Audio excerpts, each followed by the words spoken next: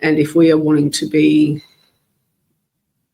successful in business, a lot of it is about the storytelling, and a lot of the storytelling is also about being relatable.